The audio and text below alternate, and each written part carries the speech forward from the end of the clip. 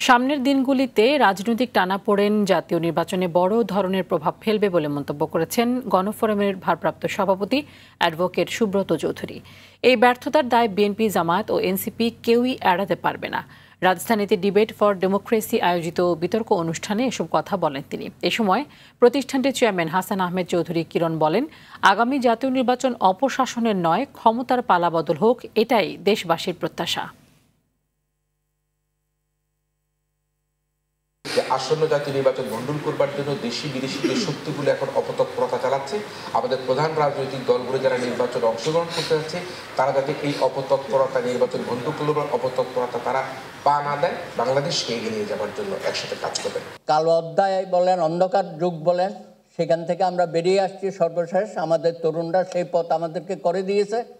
আমরা সেটা ধারণ করে নতুন বাংলাদেশ তৈরির জন্য আমরা সকলেই ঐক্যবদ্ধভাবে কাজ করে যাব।